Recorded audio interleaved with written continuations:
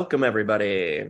We're going to get started in just one moment. We are so happy you all are here. We have a great talk ahead. So welcome, welcome, welcome. And welcome, everyone, to the Chat and Learn at Power to Fly. I'm so happy you're here. My name is Hunter. My pronouns are he, they, and we have an excellent talk ahead of us. So please feel free to participate by turning on your cameras if you like, and you can comment and ask questions in the chat at any time. So before we get started, just a little bit of housekeeping. Like I said, you can participate. You don't have to worry about Instagram readiness or TikTokness or any of that stuff. We just love to see your shining faces, and it's a great way for our speakers to connect with you and for you to connect with them. So this is being recorded. We will send a rewatch link in a few days, and you can find it posted on our YouTube channel at Power to Fly Chat and Learns. Feel free to comment in the chat, like we were saying, ask questions, tell us what you're thinking, where you're calling in from, what'd you have for breakfast, lunch, dinner, dish, let us know. And know that you can ask any questions at any point throughout it. And if you want to ask something anonymously or something comes up for you, a concern, you can go to the chat, you can select my name, Hunter, Power to Fly, and you can DM me, private chat me, and I will ask the question on your behalf anonymously. Or if there's a concern, I will do my best to address that as quickly as possible. So know that this is a shared space, everyone. So if you are commenting in the chat publicly, please be mindful of our language. It's inclusive here. We want everyone to feel welcome and know that it's a safe place to share and to ask questions. And if you feel like there's anything distracting happening there on your screen, in your camera, you can just turn it off for a sec to help us out, and you can always jump back on. This is an all-welcoming space, so there's a lot of ways to participate. So we're so glad you're here. And you can follow us on socials on all the things, at all the things, hashtag all the things, Power to Fly. So without further ado, we have Kelly here, who is the founder of Allora Collective, an international team of expert coaches who guide you through a career change, remote work transitions, and relocations. She has built global talent acquisition programs for tech teams at Booking.com and the NFL, big moment for them just recently, and creating the Original Jobs program at General Assembly. Her firsthand experience of changing career paths and relocating across the US and Europe helps her guide others as they navigate these opportunities, because she understands the challenge personally and professionally. So she has a lot she can identify with here with all of you. Kelly also provides customized coaching workshops for hiring teams and founding teams to help them design their own hiring and culture environments to evolve away from inequitable corporate systems. We love that here at Power to Fly. And Maaria, let me move my screen around. There we go. Is a location independent founder with a background in service design. As a transformational coach, most of her clients don't start coaching with a specific goal in mind, but rather explore different options and make decisions based on reflections through the coaching experience, which is so cool, interactive, and I love how it's like unique for everyone. In addition to coaching individuals, Maaria is currently kicking off a holistic well-being program and community called The Four Languages. She also runs the Know Me newsletter, which offers a monthly topic and tool for increasing self-awareness and collaboration skills. So please give a digital round of applause to our two speakers. Hello. And we also have a great amount of support in the give a shout out to Rachel and Anina, who are here as well from the team. They're going to be answering questions on the chat. So we're so grateful. We have 4 people from the team here today, which is so special. So thank you all for being here. How y'all doing today? Kelly, what's happening? Hey, Hunter. Thank you so much. It's kind of funny to hear someone read your bio after you write it up and work through it, I have to say. But super excited to be here. Again, my name is Kelly. I'm the founder of Allora Collective. I've worked in global talent acquisition for over 15 years at multiple companies and lived in a couple of different countries, more to come. Very excited to co-host today with Maaria, who I've known thankfully through Anina. Myself, Anina, and Rachel all work together at Allora Collective, coaching people on their career to make changes and help them take action to move forward towards their goals. And Maaria has a beautiful partnership with us. She helps people explore where they want to go and figure out the direction that might work for them best. So again, we're really excited to be here and answer all of your questions. Maaria and I will be handling the focus speaker chat. You'll have Rachel and Anina in the live chat to answer your questions as well. And we just want to make sure we can give you all as much help as possible. So thanks for joining us. Awesome. And Maaria, how are you today? What's happening? Very good. I'm just enjoying my fun coming in from Brazil, which is boiling. But yeah, no, it's amazing to be here. I've actually never met Kelly or Anina face to face, but like we've known each other for like 3 years or something. It's one of those things. But yeah, super excited to be here. It's such a great collaboration because we work on the same topics, but from different angles. So I help people like figure out the fuzzy end of like what to do. And then the girls can take it from there and actually make it happen. So super excited to give you all like the different ways to approach all these big questions that we got beforehand. Very big questions, and we'll do our best to to give you the answers that we can. And hopefully after this session, we can also like keep in contact, and feel free to always ask any questions that come to mind as well. Awesome. So the way this works, friends, a bunch of y'all pre-submitted questions to us in advance on our website. And if you're going, what? I can do that? Yes, you can.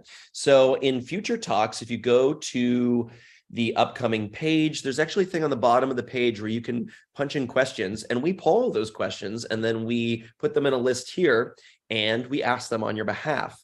So thank you to all of you who asked all these really amazing personal questions that we're going to go down the list. And if you have any questions that come up during the next hour, please feel free to drop them in the chat, and we will also pepper those in. So before we jump into the questions, is there anything else that you two would like to share about yourselves, or maybe some intentions? I mean, you did such a beautiful intro just for yourself just now, but before we kick it off, is there anything else you wanted to share with us before we jump in? I think one of the things that we all love about this setup and the structure of these chat and learns is that not only is it very inclusive, but it's made to be very interactive. So we're not here to give you a deck of slides. We're not here to pitch you some kind of curriculum. We're here to answer your questions, and we'll do our best to do so. If the questions are a bit general, we'll let you know. And if you need more specifics, you can always reach out to us. Our team offers a free session for anyone who wants a one-on-one chat beyond this webinar. And I know Maaria has her contact information as well. So this is just a great starting point for all of us to get to know each other. Share your links in the chat, connect with each other, because we all have something in common for the reasons that we'll be here. And we're just really excited to learn more about where you all want to go and help you get there. Maaria, you have anything to add? Well said. No, perfect. Like, this is just one part. If you have any questions after, you're always like free to contact me or the others as well afterwards. We just really want you all to like get the answers you need, and sometimes they can be easier to answer in a public setting, but sometimes there are so many specifics to your specific case that it's very hard to like answer that question in this kind of setting. But in those cases, just feel free to message us, and we'll go deeper into your specific situation. Awesome. Thank you both for that. So let's kick it off with some questions. So the first question I have here, someone wrote in. Also, these have been anonymized, so I'm not sure who wrote them. If you hear your question, you want to give a shout out in the chat, feel free. And if not, we'll just keep doing it. So first question is, I love the company in which I work, but I'm not engaged with my work.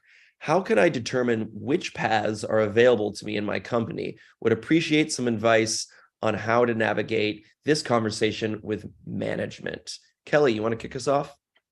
Yeah, I'd love to.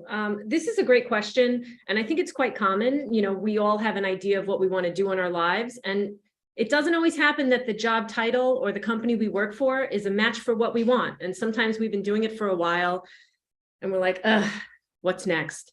Which is a good thing. And it's normal to want to learn new things. It's normal to want to grow. And it can be very frustrating when you feel like you have to wait for a company to lead you to do that. So from my experience and in my advice, the best way to approach this, if you're going to talk to your manager or even maybe coworkers who have been at the company longer, is to always try to pitch the positive. You don't want to go into it talking about what frustrates you. You want to try to stay away from complaining. You want to go into it saying, I've done so well here and I'm having such a good time. I want more. I want to learn more about this. I want to grow in this direction. Or I want to add to what I'm doing or pivot, but I'm not sure what would make sense for our teams. You can think about cross-functional teams. Let's say you're on a small cross-functional team in tech, for example. Perhaps you are an engineer or a designer and you're on a team with a data analyst and a product manager. Maybe you want to shift. Maybe you've been working in design for a while and you're thinking about moving into product or something else. So I would say ask your coworkers that are in different roles, but who work related to you, who you collaborate with, because they'll understand what you're already doing. And then when you go to management or when you go to a supervisor, show up with ideas. Show up with, I've been thinking about other things that I'd like to learn about. I spoke to this person. I'm really interested in what they do. Are there paths in the company where I could transition or perhaps bridge into that or work more closely with them? Sometimes there'll be a role available for you. Sometimes a company's org structure, especially if it's corporate and large, may not have so much mobility and movement, but that doesn't mean you can't start learning from another team. And if the company doesn't have a role for you, then maybe 3 or 6 months down the road after you started learning new skills, then you start looking for another job. I'm just saying. But the way you approach the conversation as something positive, I would say that that's probably the key to having it be a positive conversation. So you don't have to feel nervous that they might think you're trying to leave. You want to approach it with the point of, I like it here and I want to stay. I would like to do more. Maaria, what do you think? Yeah, completely agree on everything you said there, really. I think the only add would be that you can also go like beyond the boundaries of your company. So like start going to events in the field or the topic of interest that you might have, and talking to other people like outside the company. I know a lot of people who've just started doing their own projects on their free time, usually meaning that they have no more free time after, but but they started doing something else on the side. And they took that to their managers, and then they actually really like managed to shift the roles that they have. So they did it themselves outside of the company. So that's also a possibility. But I definitely recommend exactly what Kelly said, like going to the people inside the company, because it's easier to find potential collaborations that would not be an additional few hours to your day, but maybe you could integrate it within your kind of normal workday as well. I love that. I love both of that. And I love, Kelly, of pitching the positive. I think that's such a great tip. And I can just like post-it note that in my brain quite easily for these types of paths. And also, that's just good life advice, Kelly. So preach. Love that. I think it also helps us. You know, things are frustrating, but it's really about how you present it, right? Not that everybody wants to be in sales, which, you know, having that experience is fine. You don't want to feel like you're being phony or you're just selling, right? An old school term for that my family would use would be calling someone a schnook, someone who's just selling to sell, right? But you do want to present the story that you're trying to tell. So for example, in the same way that you would approach the conversation with management, if you want to make that transition, you don't want to go into it and just say, I want to make a change. And then you're only going to get what they think of based on their experience and what they know. You want to come to the table so you can help guide the conversation in your own direction. Same way if someone's doing a career change or a career pivot. We work with people all the time doing this. So does Maaria. You want to present a resume and you want to show up to the interview already telling them how it can work and making the connection for them. If you rely on other people to do it, you don't know what you're going to get. And it might take you in a direction where you don't even want to go. So if you put a little bit of work in ahead of time, you can control, I don't like the word narrative, but you can steer the conversation closer to where you want it to be, right? You can steer it towards that end goal that you have, and you'll get a better response from the other person, because sometimes they're too tired to think of an idea. You know, maybe they had a long day and they stepped on their kid's Lego, or they had a fight with someone, or their boss is driving them crazy. They might not have the creative thought to actually give you suggestions. But if you give them something to start with, you have a better chance of getting more of a response for them. You're actually making it easier for them to help you, right? Kind of like the Jerry Maguire movie, Help Me Help You. That's the idea. Yeah, it's like offer a solution instead of a problem. Offer a solution instead of a problem. And I love that. And you know, lead with the positive. These are all such valuable, helpful things that I love that. Yeah, let me help me help you, right? Because that's, people do want to help, but they also want to see that you are motivated, right? Yeah. And it has to be convenient. We're all busy. We all have stuff going on the side. You never know what's going on with someone behind closed doors. You know, they might look great, but they might be putting on a face because they're struggling. So the easier you can make it for someone to help you, the more likely it will be. And if you ever feel nervous asking for help, just offer to help in the same sentence. Hey, Hunter, I wanted to come in and talk to you. I was thinking about changing roles. I had a few ideas. And by the way, while we're talking about it, if there's something I can help you with, let me know, because I've been thinking about this for a while. But what do you think of what I just said? And you can kind of be a bit more comfortable and easy with it, and it'll make the other person comfortable. Oh, I love that too. It takes the formality off, the edge off a little bit. Exactly. It shows that you're willing to collaborate. Yeah, it should feel like that. You shouldn't feel, if you feel intimidated and nervous talking to a manager or a boss, it's probably not a good boss or a manager. And most of them don't get training on how to be a people person. They just only had that vertical option when they kind of rose up in the ranks. So approach it as if you are their equal, like act as if, and see what you get. Yes, I love that. And as Kelly wrote in the chat, if you have any experiences about this, we would love to hear from you. Please feel free to drop that in the chat. We'll give shout outs to that. And if you'd like more specifics and details on anything, please, feel free to ask us, and we will voice that. So, and if you have any other questions, new questions, because if the water is, steeping in there yet, you got some things, the tea is brewing, feel free to share with us. We'd love to answer questions live. So another pre-submitted question we have is, how can we determine what a career path can look like when we're new to the industry? Maaria, would you like to start? Yes, I love this question.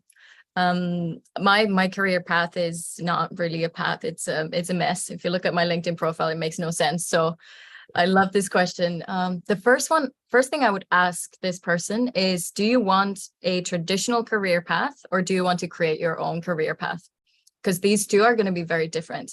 So depending on the industry, of course, you have more or less freedom to create your own path, but in any industry, you can actually do it. So in the case where you want to have kind of a clear path, clear steps, you know exactly what to do, what to reach, etc.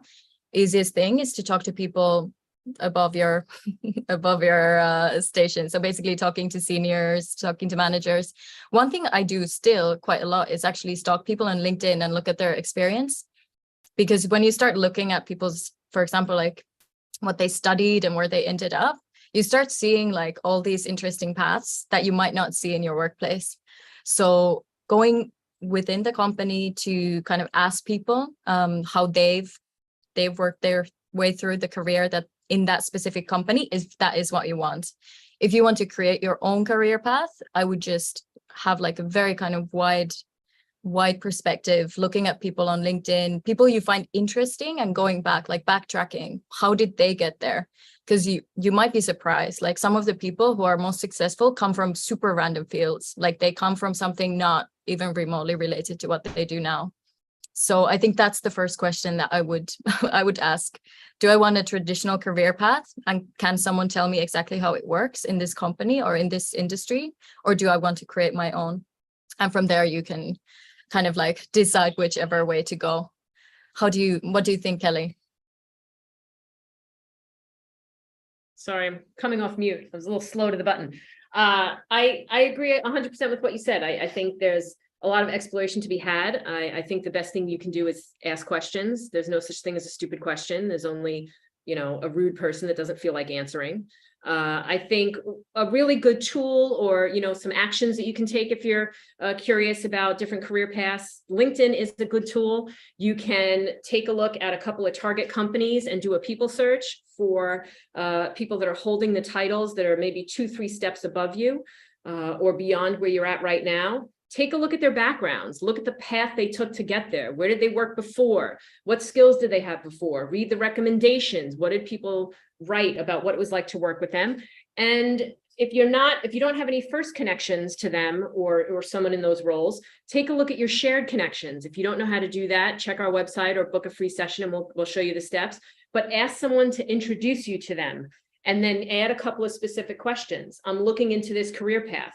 Can you tell me a little bit about the type of team you work with, or how is your team structured, or why are you still doing this after 5 or 6 years?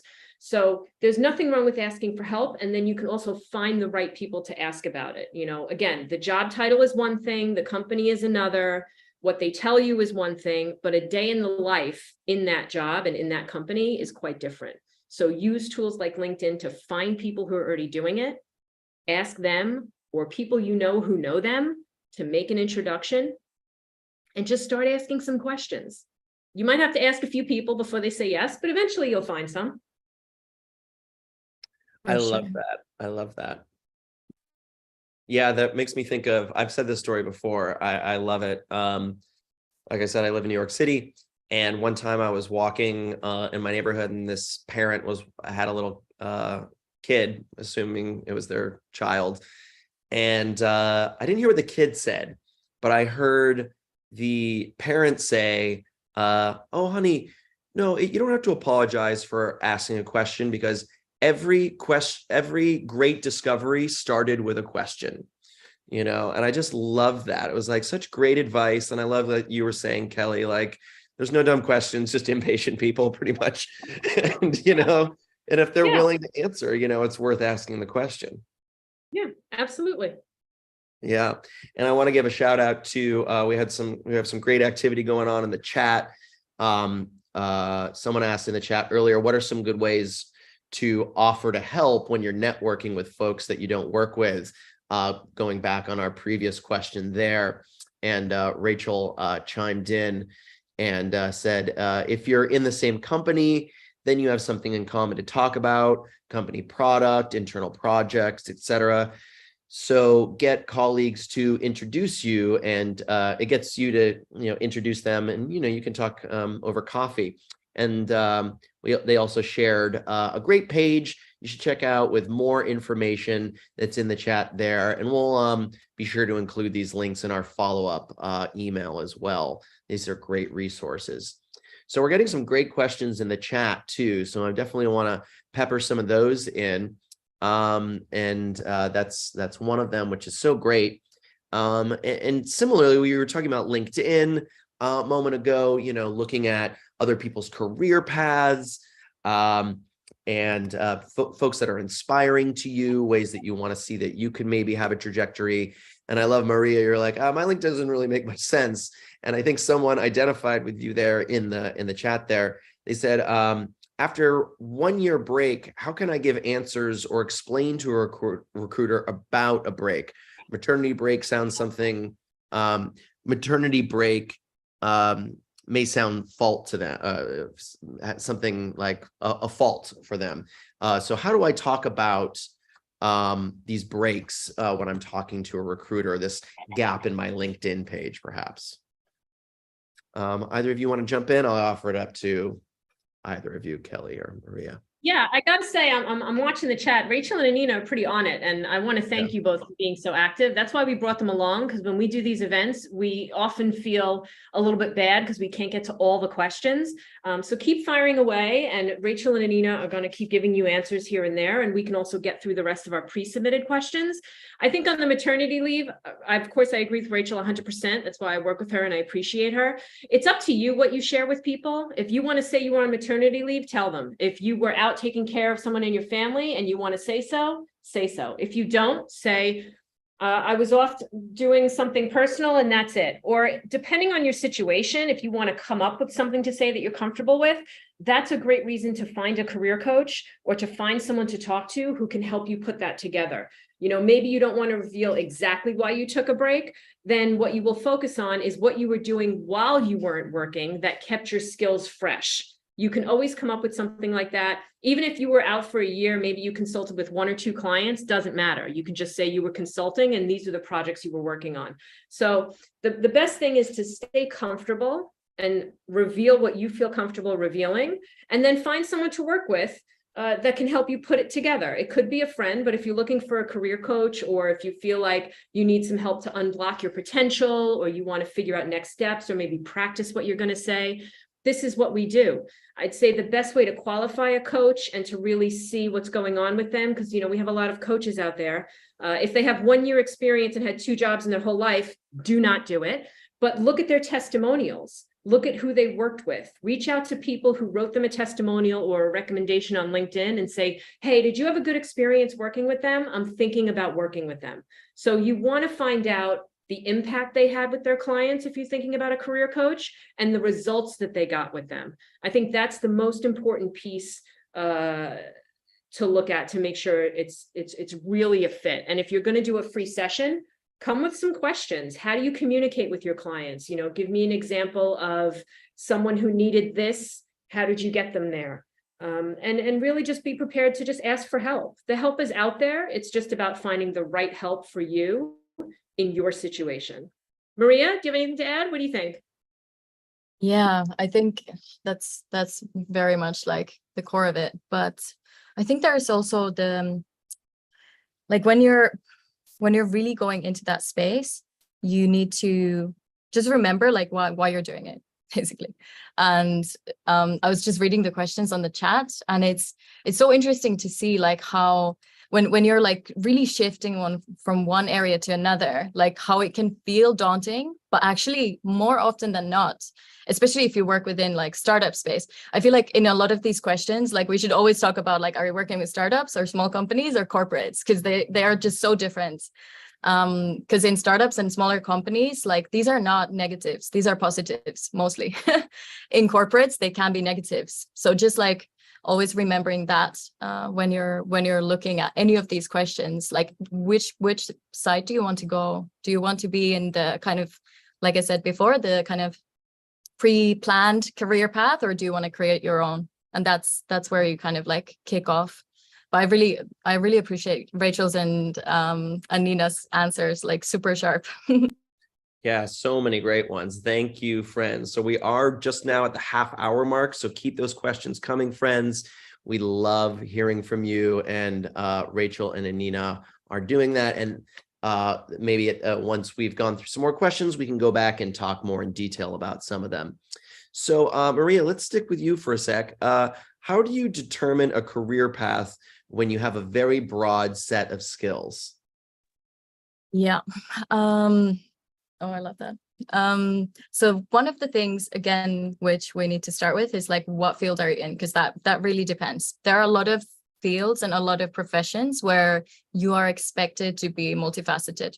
So I come from service design, for example.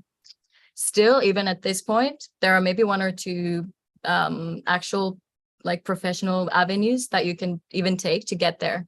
Everyone has a different background. So looking into these kind of like hybrid roles can be a really good way.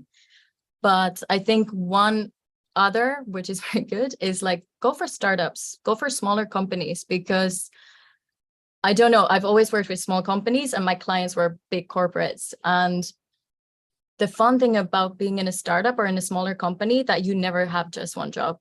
You're never going to have one job. Even if you want to, you're probably not going to, unless you're like super specifically an expert in something. In startups and smaller companies, you're always going to wear a lot of hats. So it gives you a lot more like leeway to explore and like find your own role and even define it. So my kind of like main tip would be maybe look at smaller companies, because there's always a lot more space to expand and explore. And when they need something or a new set of skills and you have it or you're interested, you're going to be able to do it. Like they're going to need someone to do it. And if you can do it, amazing. So that's maybe one. Maybe just start looking at smaller companies, startups, that kind of thing. Love that. Kelly? Yeah, absolutely. I think it's frustrating to me. Like every recruiter I know, none of us planned on being in recruitment. We kind of just fell into it. You know, for me, someone said to me, "Oh, you're good at dealing with clients and you're really organized," which is rare. Plus, I'm ambidextrous, like lefty and righty, so I am a bit off. But they were like, "You're always in the middle.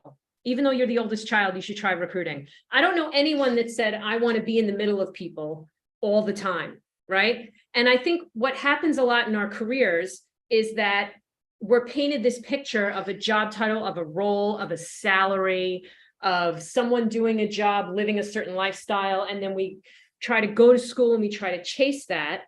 And then we get in it and we're like, oh, like, you know how many corporate lawyers I know that were like, "I'm not doing this, I'm out. Like, this is not for me." So my point is, when you're thinking about a career path and you have a broad set of skills, really, I want you to think about a day in the life. I want you to think about, what kind of conversations do you want to have? What kind of people do you want to work with? And by that, I mean, what kind of professionals? Do you like data? Do you like structured analytics? Do you like creative people? What do you want your calendar or your diary to look like? Do you want to work independently, async and remotely, or do you like constantly being in meetings, getting feedback from people? You know, what do you want to learn? Who are the people you can learn from? So you can kind of create your own path based on what you're attracted to and what drives you, which I know sounds like the opposite, especially in the US, of how education runs, but let's be honest, it's not the greatest system in the world, so make it your own. The other thing we don't get throughout our education system, especially in the US, is any training in how to get a job or how to really pick a career. They give us one standardized test, which is either IQ or something else, and they're like, "You'd be great at this." And they give it to you when you're like 15. You know, you barely even know which end is up and what you're doing. And they expect you to pick a career for your whole life. So I think you should really be open and like trust yourself of what interests you and what you want to learn. Like that will keep you coming back. And then once you get to the interview phase, as much as it's about the work and what you're doing, the key is who you're working with. When you're interviewing with people, you want to take notes after and think about, what was that conversation like? Did they listen to me? Did I want to keep listening to them? Did I want to learn more from them? Did it seem like even though they could be my potential boss, they were trying to learn from me? You really want to think about that dynamic of the team that you're working with. And on to what Maaria said, it's 100% true. Every company is different. Every team is different. There are small teams within big corporate structures that operate like startups. There are startups being, you know, founded by small teams that came from corporate that say we're a startup, but they work with so much red tape, it's ridiculous. So there's always going to be gray area and room in the middle. Fundamentally, she's 100% right. If you go to a startup, be prepared to wear all the hats. You're going to learn a lot more. Exponentially, you're going to get your hands in a bunch of different buckets, which is great for early careers folks, recent grads, pivoters that just want to kind of take hold of everything. If you are looking to learn scale, especially if you're in tech, if you want to learn how to build for scale and you want to learn structure, then you go corporate, where the teams would be more siloed, less cross-functional, right? So those would be the differences. And depending on what you want to learn and how you want your lives to be, that's how you frame your interview questions for the people that you meet, because you're always going to be interviewing them to see if it's the right fit. So that's just a little bit. We try to keep it as general as possible because it is a pretty broad question. But with all of these things, because career and because our lives are personal, the answer is never going to be yes or no. It's always, it depends. So anyone who tells you this is the only way to do it, this is the yes, this is the no, they haven't done it. So take a little bit of the personal touch for yourself and bake it into it, and then start building from there. But it really should be something you enjoy, because it's such a grind when it's not. It's just really, it's like dragging your feet through cement. And I'm sure we've all been there. And then you're like, how do I get out of this? I'm so stuck. So that would be my best advice. Yeah. And I just wanted to shout out to Kathy, having worked in a startup and then now looking for a more established company. 100%. It's ebbs and flows. Every single company was either like super like intense, and the next one was a lot more chill, because life is not the same. If you had that intense experience, exactly, that's a lesson. That's something you learned about yourself. Probably isn't forever. Maybe the one after or the one after that might be more similar to this one in some ways, but like always listen to what you need right now. What is the space that really like nourishes you at this moment? And you don't need to decide for the rest of your life at this point in 2023. Like, just think about the next one, and then you can feel how it feels a few years down the road. This is good. Let's burn through some of these. I think our next question we kind of answered in the chat about tips to get your foot in the door. You know, when you have formal education but no related work history, we kind of touched on that already. And I think Rachel and Anina are on it. It's really all about networking for referrals and introduction, and asking people, and, you know, just put it out there and see what you get. And I think the next couple questions we have from the pre-submits are specific and really good. I'd love to get to those if we could, Hunter. Absolutely. And it's great how y'all are highlighting stuff that's in the chat. As our pre-record, you can't see the chat, so it's nice that we're voicing these as we go along. So that's super awesome. Thank you. So someone asked, Kelly, if you want to kick us off with this one. Big question. I'm worried about making less money if I move to a remote position. Is this fear accurate? All right. I don't think any answer with a broad stroke is correct. So I'm going to say, if you have a fear, it's really never incorrect. It's valid if it's something that concerns you. Is it definitive that if you try to work remotely, you're going to make less money? No. We said this, I said this just a few minutes before. It depends.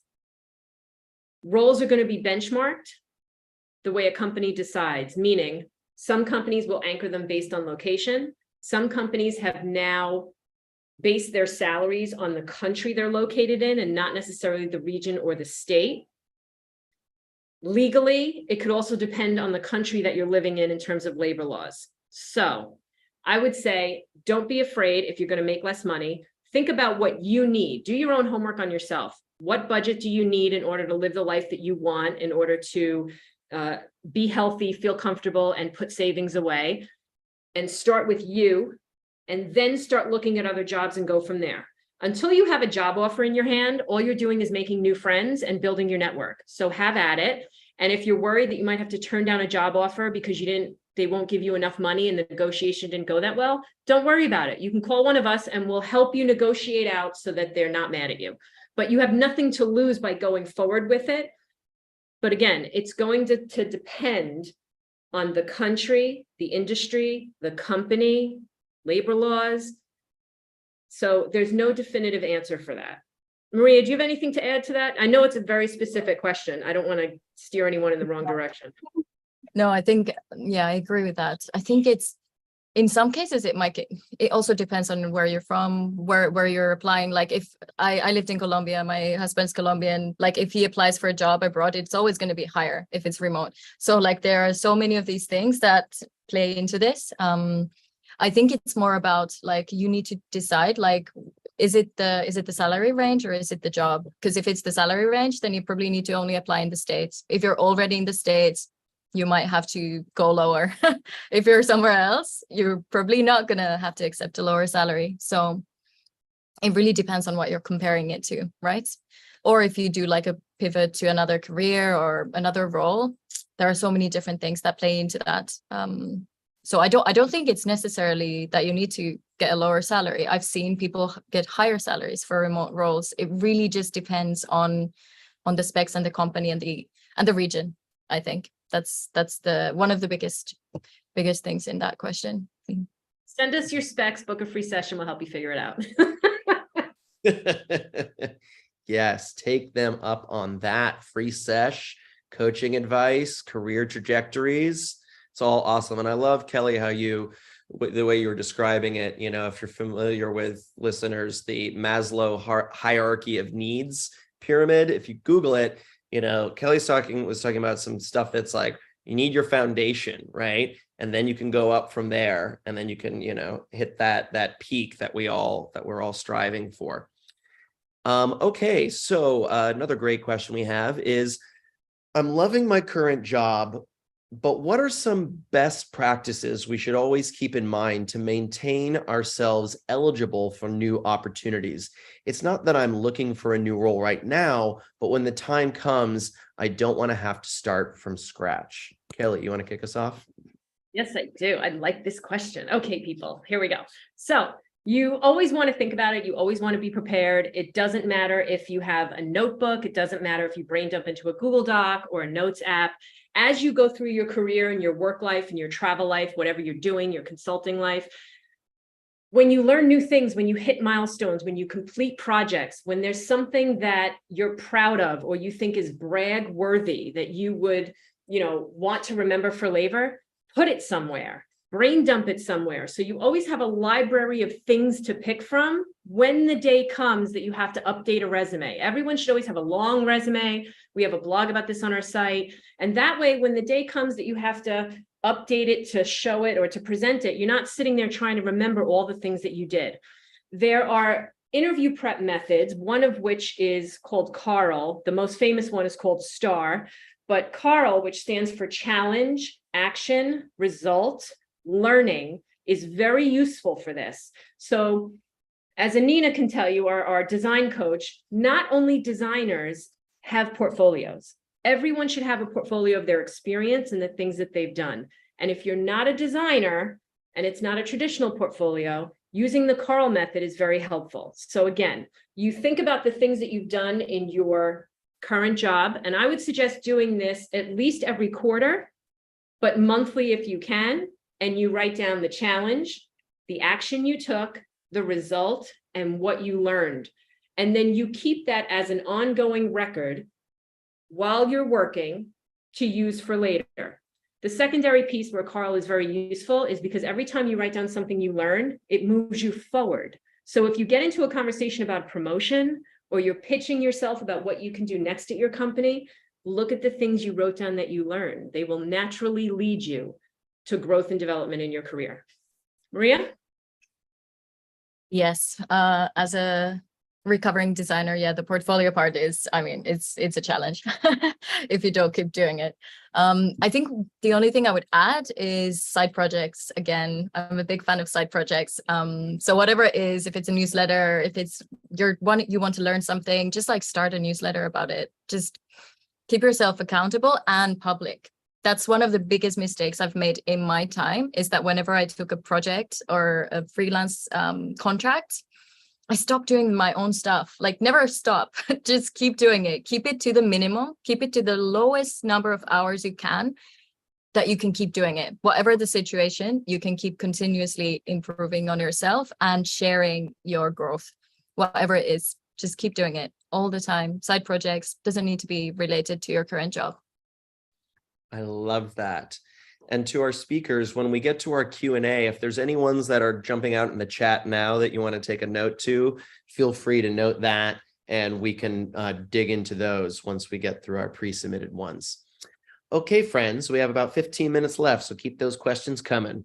So next question is, I'm preparing to career pivot by taking a course or two to discover what may be of interest. This is the first time that I've considered my interests as a true factor. How can you determine if it's a fit or not? There are no red flags in the course as of yet, but there are a few duties that I'm not excited about. Maaria? Yes. First of all, congrats on starting to consider interest as a as a part of the process. That's a big first step. Yeah, so this is like the core of what I love doing. So what I'm hearing is a lot about the thing instead of the internal experience. So when you're going through the course or you're trying to decide like if this is a good fit or not, if this is interesting, what we tend to do is we tend to think about it. We tend to think about it a lot. And we try to argue for it or against it, whatever it is. But there are so many different ways of knowing. So there's the intellectual side, which is like pros and cons and whatever you want to do, reflecting on how it serves your career, how it fits, etc. But also just remember to like tune in with your body. How does your body feel when you're either reading about it, you're going to the class? Like, do you feel relaxed? Do you feel tense? Like, are you kind of like, what's this? What is your body doing? What is your posture? The other thing is the heart, which is really like, how do you feel? Do you feel drained after? Do you feel drained before? Do you feel better after you've attended the class, after you've read more? Is it hard for you to stop or is it hard for you to start? All of these things, like start to go internal and really listen to yourself. And then kind of like the more of the spiritual piece maybe, but like the alignment piece, like how does this fit with who I see myself as a person?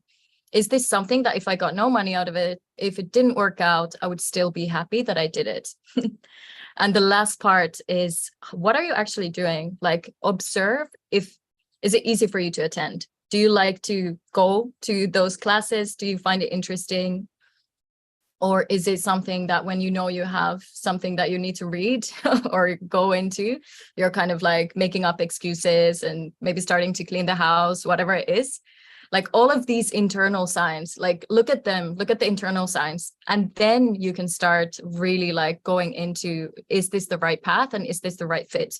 But I would say that the answer is not out there. The answer is within you. The answer is there inside you. Like, how do you feel? How does it feel for you when you're doing it? And I would just say that this is exactly like what the 4 languages, the new community that I have, is all about, really like connecting with your whole being and understanding and getting more in touch with your intuition.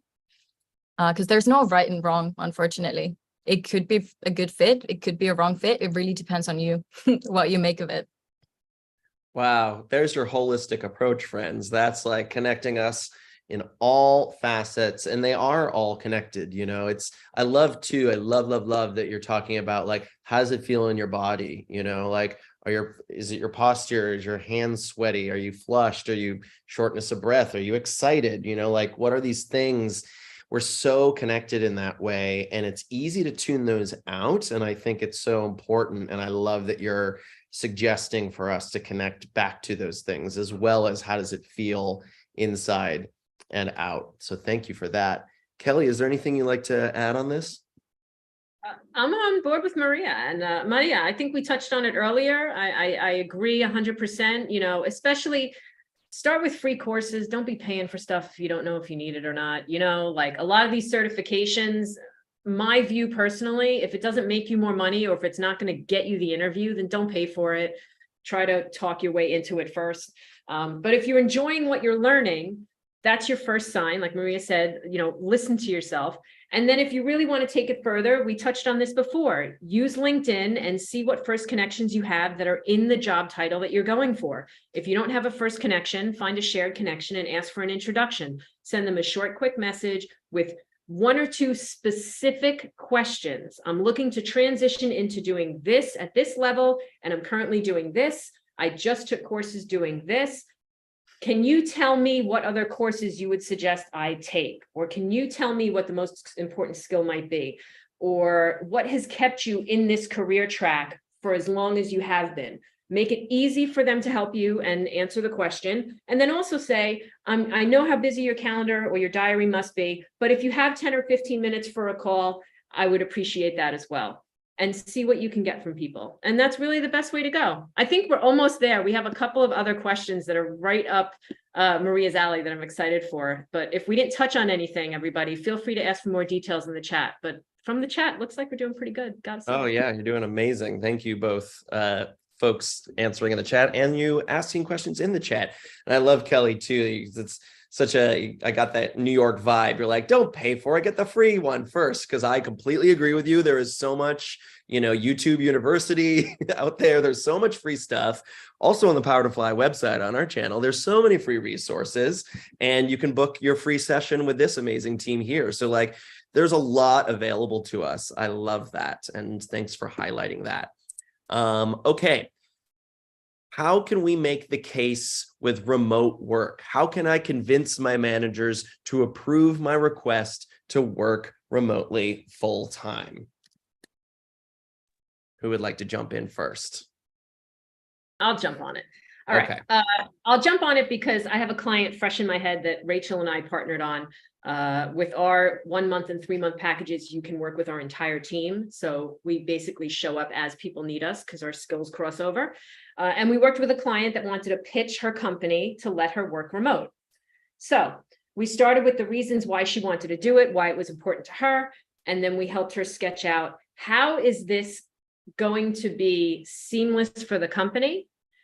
How do we demonstrate that this will not disrupt the workflow, communication flow? How do we make note of how she's going to manage the time change when she's where she wants to be? So we basically put it all together. So it should be a no-brainer for them to say no. The only restriction should be, if the company says no, should be legally we can't. Because sometimes that is an issue. You'll see if you're in the US, you'll see that some job descriptions actually note specific states in the US that a company can hire from. So those are things that you can't get around. But if you want to pitch your company or your team to let you work remote, then you have to demonstrate that it will be seamless. This is how I will communicate. These are the hours that I will be working that cross over with the team. This is how I know it's going to be seamless. There are other things you can do. Let's say the company's considering remote work, but they haven't jumped yet. You can offer yourself as a test case. I'd love to help you with branding to the remote talent pool because I can share my experience while I'm working remotely. So you want to try to put these things together. If you're going to pitch them in a deck or you're going to make a business case for it, you should. And then you want to make a meeting to present it professionally. Get some help doing it, whether it's from a friend or a career coach. Practice your pitch and then run through it. And I'm excited for the next question, which is so Maaria. But do you have anything to add for this one, Maaria? No, I mean, yeah, that's amazing. It's really, I think that was everything. And the legal part, you can also prepare a bit, like just look into the biggest no's that the company in your area might say, because you can find, and you can also book a session with the professional to check what the legal requirements are, because sometimes the person you're talking to doesn't actually know. So if you know, you're always like going to be one step ahead. But that's, yeah, obviously a big investment in terms of going that far. But if you really care about it, like just do that. Talk to someone and find out like what the actual legal restrictions are. Yeah, I love that. So Maaria, talk to me about finding the balance between career growth and personal growth. Yeah. So this is probably the biggest question that I get in any and all of my work. So like how to balance. I don't think people are not that much talking about work-life balance anymore, but I'm just going to use it here because it's more familiar. So one of the biggest things is I run this workshop, which is called Life Design. I'm going to run it on the 2nd of March for free again. But it's basically, so you start with looking at your life as a whole, like what are the elements of your life? And this is everything in your life that takes your time. It could be family, work, career, development, whatever it is. You look at it all from like the same perspective. Everything's equal. And then you assign hours or however much they mean to you. You can do it in percentages or hours. And then you actually start to see how they come together. Like, do you have enough hours in your week to actually do all of this? The key to finding the integration or the balance or whatever harmony you're looking for in terms of life and work is to stop separating them as like two topics and look at them from an equal standpoint. How much time do I need to spend at work, for example? If I'm an entrepreneur, I have a lot less restrictions. I can decide a lot more how much time I spend at work. If I work for a company and I have fixed hours, then that block, every single day is dedicated to that. But that doesn't mean that you don't have time outside of that or within the whole day.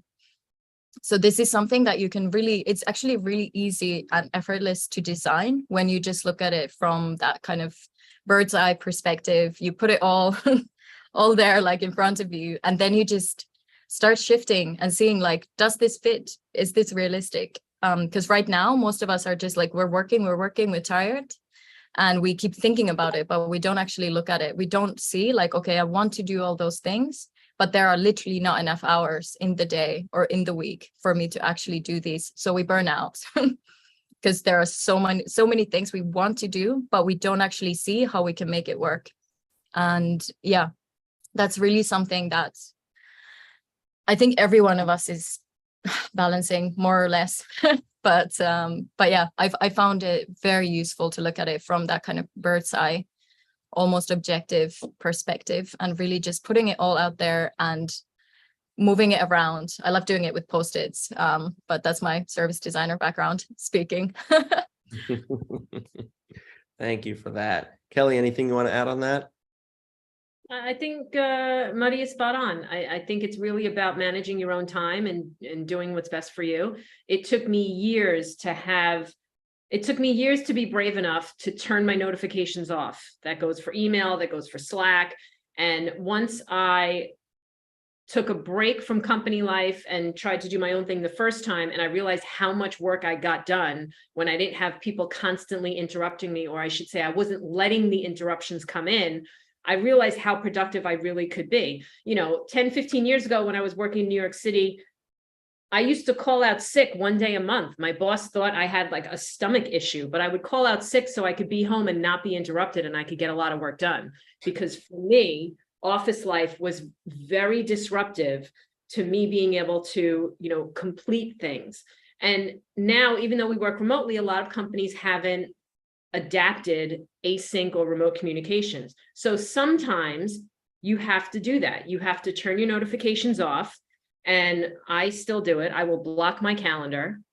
If somebody needs you, they will find you. So start managing your time, how it works for you, and then let people ask those other questions. And that actually, it's just a different way of working. You have to find what's right for you. Like what Maaria said, it's different for everybody.